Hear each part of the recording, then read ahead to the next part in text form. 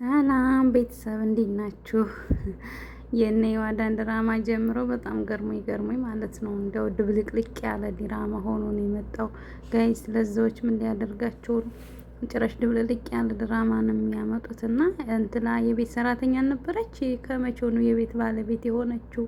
እንደገና ይቺ ደግሞ የምታዋት የሊዲያ ጓደኛ ሴት ምናምን ሻጭ ምናምን ሆናለች። ከመቼ መጀመሪያ እንደዚህ አይነት ፍንጭ ሰጠት አላረጉም ከመጀመሪያው።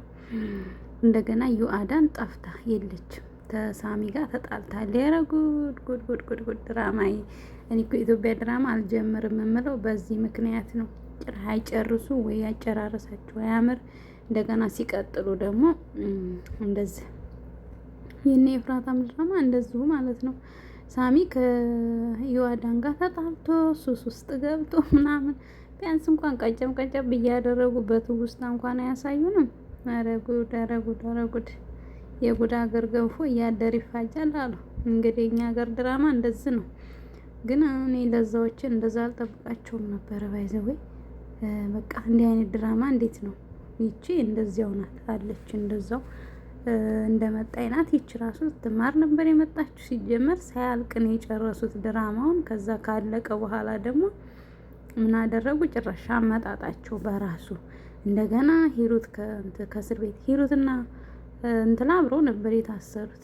እንደገና ልጇን ደፍረው ምናምን ልጅቷ ጣሊያን እንደገባይ ለሂሩት ተነግራለች መጨረሻው ላይ። እንደገና ሁሉም በይቅርታ ምናምን ነገር ነበር የታለፈው። ሳሚ እስከምኔው መጠጥ ውስጥ ገባ የሚለውን ግርም የሚለኝና ይሄ ደግሞ ከመቼው የማሂ ፍቅረኛ ሆነ? አላቅሽም እያለ ሲላት የነበረው መጀመሪያ ላይ የእውነት እንዴት እንደገረመኝ ጋይስ አትጠይቁኝና አላቅሽም እያላት ሲላት ከርሞ አሁን ደግሞ ጭራሽ ቤት ገብቷል። እንደገና እንትናን የደፈራት እሱ ነው።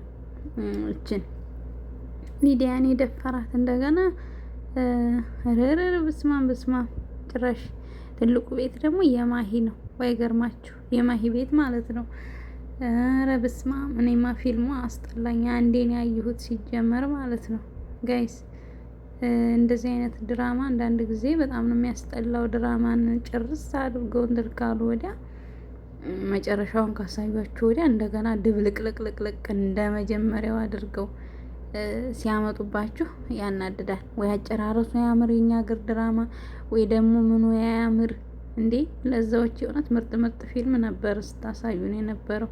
ይቺ ደግሞ ከመቼው ነው እኔና አንቺ እንተዋወቃለን ምናምን። ለማንኛውም ላይክ ሰብስክራይብ እያደረጋችሁ ቤተሰብ ወዲፍቸው የኛ ሀገር ድራማ